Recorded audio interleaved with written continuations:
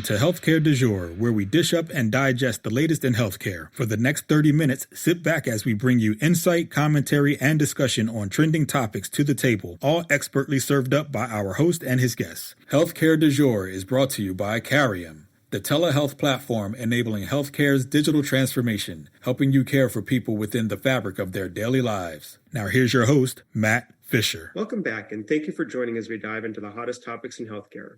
I'm your host, Matt Fisher. On the menu today is Bradley Nelson, Senior Director of Clinical Services at RxBenefits. Bradley, welcome to the show. Nice to be here, Matt. Thank you for having me. Bradley, what I always like to do before getting into the main part of my conversation is give my guests a chance to give a little bit more background in terms of who they are and what they do. So, Bradley, the floor is yours. Appreciate it, Matt. So I had the actual pleasure of working for RxBenefits as a Senior Director of Clinical Services, as Matt outlined.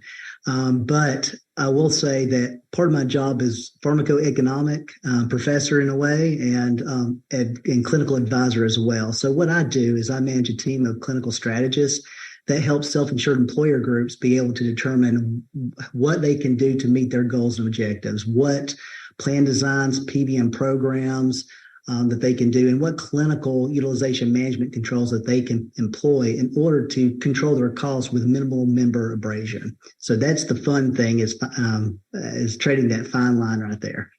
Yeah, so that is quite a mouthful, and I think we'll dive into that quite a bit. But kind of the other background question I always like to ask is, what got you into healthcare in the first place? Actually, I was probably in my mid-teens. I got into healthcare after watching my grandfather go through something very difficult. And I did get emotional thinking about it because that was a turning point in my life with respect to my decision to go into healthcare. Interesting thing is I actually started in engineering prior to going to healthcare, where my passion ultimately lay. But due to that issue at a young age, I decided I wanted to make a difference.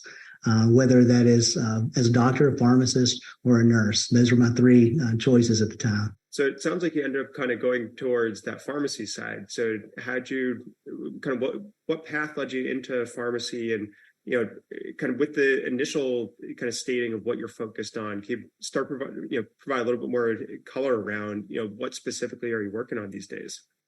Sure. So as a pharmacist, there's a lot of chemistry background, and that was actually my passion with respect to engineering, is working with chemicals and understanding how chemistry works on the human body, the human physiology. Pharmacy was a natural fit for that. And so I just gravitated to that area, and it's allowed me to really understand why people take certain medications for certain disease states, as well as how those particular medications can create physiological changes over time to actually either improve the human condition or maybe harm the human condition over time due to inappropriate use. So when you're thinking about kind of that utilization, what are the factors that go into selecting the appropriate drug or medication? And, if there isn't something that maybe exactly fits what you're looking for, how do you determine, the use of a drug that maybe isn't specifically identified for that particular use? That's a great question. I always position it like this, Matt. Drugs are not naturally occurring items, right? They're not natural to the human body. Once you put them in, you can't get it out. So you have to have specific rationale of why you need it. Chemical imbalance, a physiological condition, so on and so forth. And the way drugs work, it's like a lock and a key mechanism. So you have a key within your body that creates an action once it's unlocked. And what a drug does is it has to fit that lock specifically. So if you need a specific action to occur, then you need the specific key to unlock the lock to make it occur. So when I look at making recommendations, I look at, well, does the lock really fit the key, or am I trying to use a credit card to break into the lock to get through? So it's only specific people really should be taking medications for very specific reasons. And that's where I come in. As you said, that's where you come in. So kind of walk me through what happens when someone does call you in. And as you said, you're looking for the right key for a particular lock. Kind of what are some of the decisional factors that lead you to finding that correct key? So one of the tools that we have in the pharmacy benefits management space is the prior authorization. The prior authorization is usually developed sets of criteria that composes case studies, standards of care, as well as FDA-approved indication and the studies that went into those FDA-approved indications for specific doses for specific conditions. So the prior authorization is actually utilized as the means for determining, is this the right key for this person to unlock this particular lock? So to me, that's where RxBenefits and my team come in, is really reviewing that criteria to make sure that people have an appropriate, I guess the best words would say, an appropriate measure of meeting that criteria before access is granted to those medications. Because again, remember, these aren't naturally occurring substances. And if you allow access to a medication that's inappropriate, then that could potentially be harmful to a patient, right? So we want to make sure that the right medication is the one that's being done. And in some cases, hard to believe, it might not be any medication. It might not exist yet. Or it might be where a provider, and this again is hard to believe, may have prescribed a medication simply because a patient has asked for it, not necessarily because the patient really needs it. And so we have to make sure that the level of appropriateness and the medical necessity burden is met before getting that access. As you said, there might not be a clear indication where which drug is appropriate, and that's, as you said, why you're going through and assessing. So how does that factor into what seems to be a somewhat common way of using drugs, which is off-label use? So there's intentional use of the drug outside of the FDA-approved indication. It's a great question. When it comes to off-label use, providers push the boundaries a lot. And the way this happens is they look at the chemistry of the medication and they think, well, hang on, this has this impact. How can I potentially use this impact to my patient's benefit?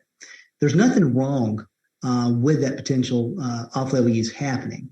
But when it is an off-label use that starts being driven by consumerism, that can be a problem where people join a bandwagon in order to have a perceived benefit, or they're actually looking at a benefit that happens in this one specific instance for these specific patients, and they're leveraging that in order to gain access for a lifestyle choice or lifestyle modification. So there's some issues surrounding that today, particularly with drugs like Ozempic and versus Wegovy versus Mounjaro versus Saxenda and Trulicity. There's all this going on, particularly in the media today with those medications. But the interesting thing is, Matt, this actually happened back in the early 90s with lifestyle medications, where an off-label use or a side effect of pulmonary arterial hypertension medication ended up being used for lifestyle medications for ED, and that's Viagra, the blue pill. That was actually the off-label use ended up becoming a future labeled use, and now we're seeing that again. Hard to believe it 25 years later. It sounds like you broke down off-label use into, I'm hoping, well, I'm going to say two primary camps, although it sounds like there might be more than that. But one camp I think you're talking about is where a clinician has looked at the chemical structure or maybe other clinical evidence that might be available to say, this is kind of the impact that using the drug for this non-indicated use might have. So I guess before I go into the next one, is that an accurate description of one type of camp for off-label prescribing? I would agree with that. It would be expanding beyond the indicated use that would, where the chemical would actually you're basically having the effect that you want, but in a wider population for which it's indicated. Yes, that is one example. Right, great. And then it sounded like the second one was maybe more, I think you said consumer driven, where they're seeing, anecdotal evidence or anecdotal statements, might be a more accurate way of saying it, because I don't know if it probably rises to the level of true evidence. But there's kind of that, a push through society of saying, well, if you use this particular drug, it's going to enhance this lifestyle choice. So if that is an accurate second camp, do you see any particular factors that make a drug more susceptible or not for that kind of, and I hate to say this, but viral impact occurring? It really comes down to, well, let's go back in time a little bit, and just when you're in college, you probably heard this a long time ago. Hey, what keeps me up so I can study better? What can I focus? And the next thing you know, people are getting Adderall prescriptions in order to have a means to an end. And I think that's where part of the issue is when the global consciousness of our society is pushing in a certain direction. You have to be as smart as possible. You have to go to college, get a degree, and people get pressured in order to, I need to get this medication. Today, in some classifications, the GLP medications like Ozempic are being used because we have a perception in society that everybody's got to be thin. So there's that aspect to where people are using those types of medications as the new diet, the new Atkins diet, the new South Beach diet. But ultimately, what it can do is create a fin-fin phenomenon where people might be having side effects that right now we don't know what's going to happen, because this is a viral phenomenon, as you mentioned, Matt. We might end up having, decades from now, several people that have conditions that could have stemmed from this incident here at this point in time. Because again, with every drug, there's side effects.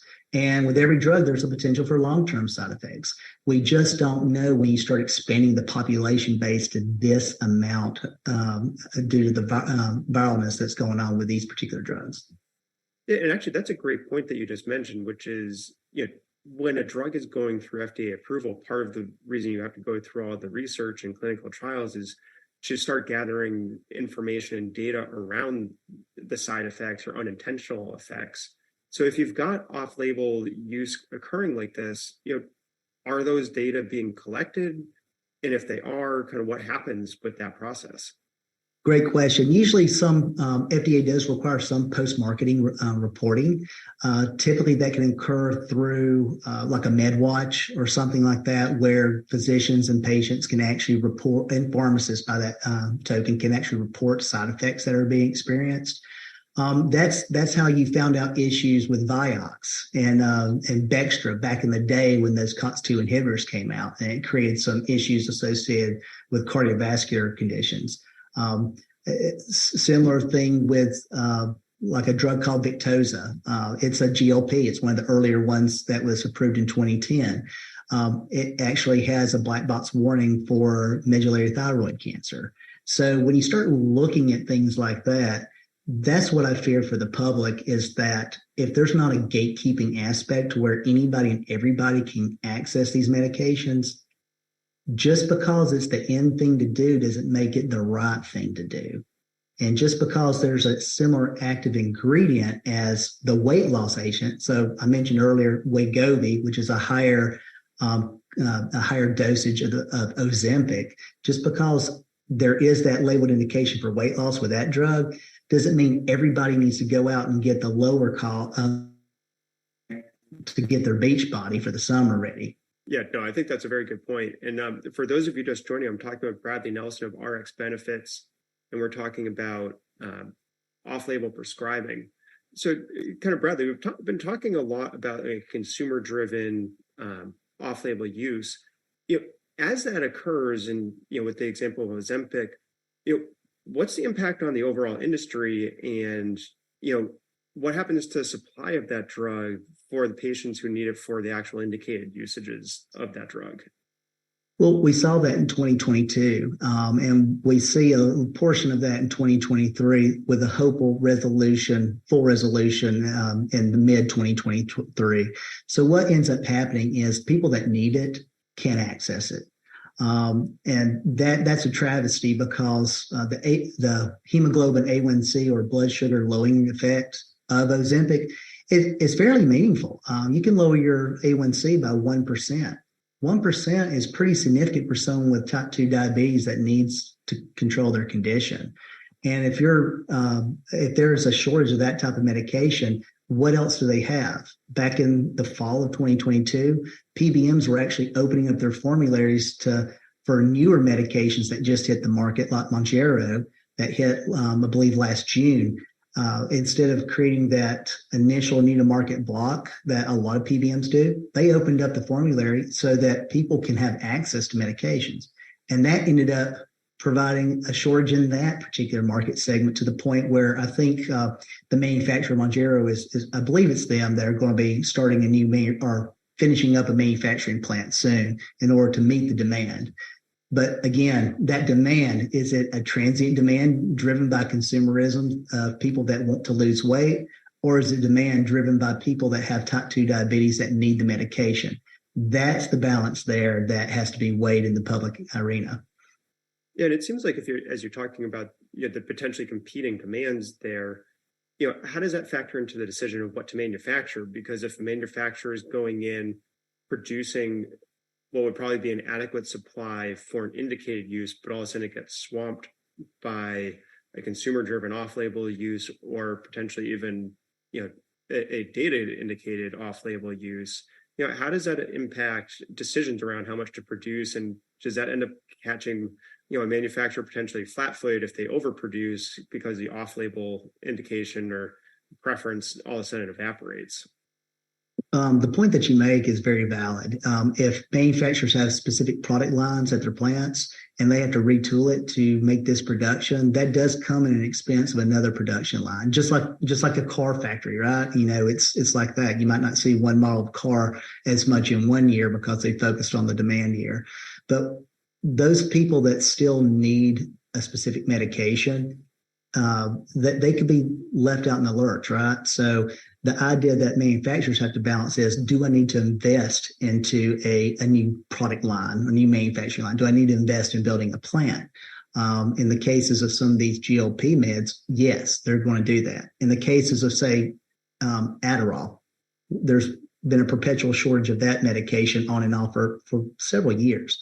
And so those might not necessarily get the love that they need in order to have manufacturers start manufacturing those at high enough quantities. Now, there's some other issues with Adderall that are more regulatory and drug enforcement agency driven, but the same can apply there. Yeah, and I guess also as we're thinking about that kind of supply question,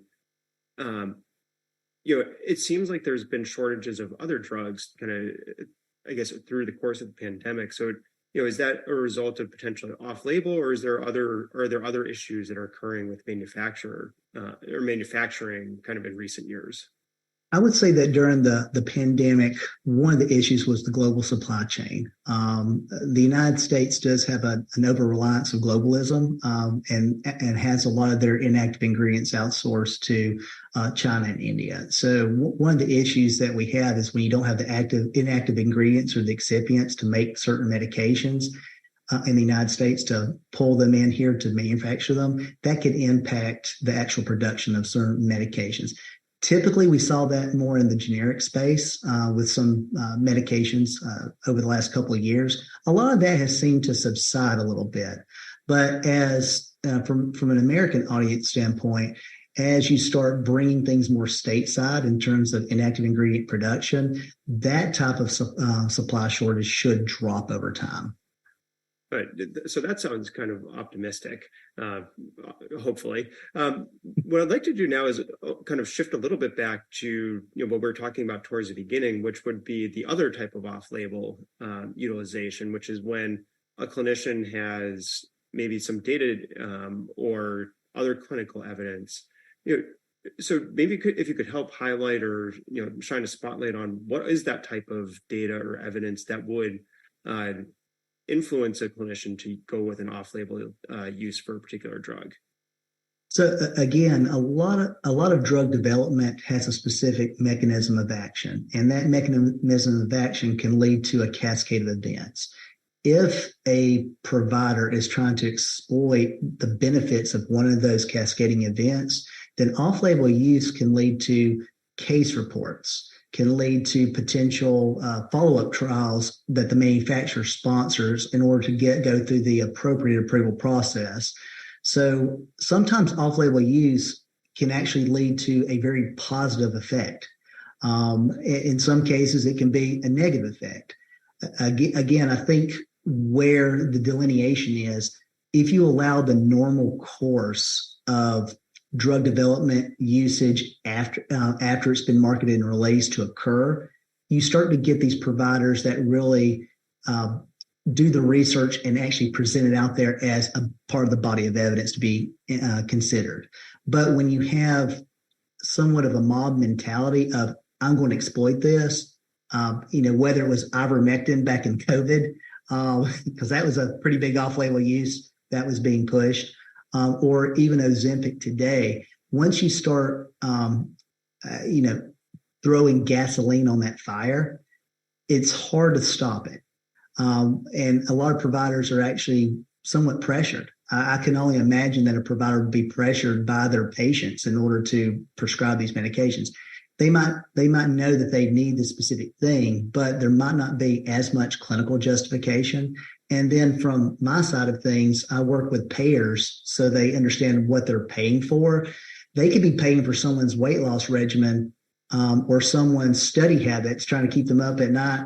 And that's not what they intend to pay for. They're wanting to pay for what they would consider legitimate medical purposes. Now, treating obesity might be part of that plan, but there are FDA-approved drugs that touch that. And you have to go through specific prior authorization criteria that may and usually does include robust weight management and counseling to be able to treat that and to go through like a program in order to maintain access. And bypassing those channels there it's an inappropriate use of, at least from a payer standpoint, an inappropriate use of the funds that they have committed to the overall health of their membership. It seems like, if you're thinking about that, that interaction of factors that you were just describing, it seems like there's probably multiple opportunities for education at varying levels. So I guess the question would be is, what type of education do you think is most effective to help get either clinicians to patients to understand the situation, or payers to clinicians, or payers to beneficiaries? Because I imagine there's an entire circle where the education could come in and enter at any point within that circle or the web of connections. I think the biggest knowledge gap, Matt, to be honest with you, is the patient and provider lack of understanding that someone is paying a bill somewhere. I think that's the biggest issue, and that could be somebody's employer. And when you have a small employer that is paying the bills and it just skyrockets up because of it's being driven consumerly at a high rate, that might mean that next year they're going to have to make budget cuts and cut people. And I don't think the global universe of people consider their neighbor when it comes to healthcare benefits, and that somebody is paying for those benefits. They look at benefits as being universal. They look at benefits as being free, or at least to some extent free, that it's accessible. They look at it as being accessible. And at the end of the day, because we've had that, I call it the Burger King mentality. It's my way, right away. Because it's always like that, there's just too many pressures out there to give people what they want when they want it. And so providers are put into a bad spot. Payers are put into a bad spot. And ultimately, I think it comes down to how to educate the patients. High deductible health plans were great at trying to empower patients to make good healthcare decisions. But even some of the high deductible health plans can be gained, unfortunately, due to manufacturer coupons that are out there that are paying off those particular cost structures. So patients aren't necessarily having to make decisions with their wallet. And I think if people actually made decisions with their wallet, they would change their idea of how to approach their healthcare, be more empowered. I'm a pharmacist that believes in less drugs. I'm also a pharmacist that believes in adhering to the best lifestyle you can through diet and exercise, good foods, things of that nature. That's who I am, and that's what I advocate. And I think that's really where we need to go with patient, because an ounce of prevention is always worth a pound of cure. And certainly an approach of, I think, as you said, promoting a healthy lifestyle or promoting different choices that could have a positive impact. That seems like it's another opportunity for education, because it's, I think it also connects to a point that you made about, you don't necessarily immediately turn to a drug, but you counsel and you consider other options. So, is it fair to say that those are all different forms of educational opportunity where, maybe it strengthens the relationship between, the individuals involved in that discussion? Absolutely. I think what patients are looking for is someone that can advocate on their behalf. They can't navigate this healthcare system. It is a convoluted apparatus, and they're really just looking for someone to help them out. And unfortunately, what they do is they turn to television, they turn to the internet, and that's where they see living your best life now. If I'm only on this drug here, I can live my best life. And that's what unfortunately causes a downstream cascade. It's a warped version of true patient education, unfortunately. Yeah, no, I think that is a very astute point, because it's, those commercials are so much designed to influence the attitudes or the choices of the viewer without really true medical or professional insight into what's happening. But Bradley, believe it or not, we're already almost out of time. So I want to ask one final question, which is, what piece of information do you think is most overlooked when it comes to discussions around off-label use of drugs? I would say that the number one thing is the patient has to be educated beyond the surface. They have to know the risk, they have to know the benefits, but ultimately the provider has to make that clinical decision point to whether or not they want to pursue for a very specific person for an off-label purpose. Going beyond the scope of traditional medical practice, they need to think whether or not are they going past that point, or are they just trying to help someone because they want something. That's a fine line to walk. And as people, we want to help. As clinicians, we want to help. But at the end of the day, we still have to be the clinician, and we have to help people make the right decision, not just give people what they want. Yeah, no, I think that is a great takeaway, where it's, as you said, it's, you can collaborate and you can be working together, but, use the professional expertise and the professional knowledge that's built, that's part of that relationship. But as I said, believe it or not, we are already out of time. I want to thank my guest, Bradley Nelson, for a great conversation today. Thank you, Matt. Appreciate it. And thank you to everyone listening. Keep the dialogue going and connect with me at #HCDEJURE. I'm Matt Fisher. Until next time.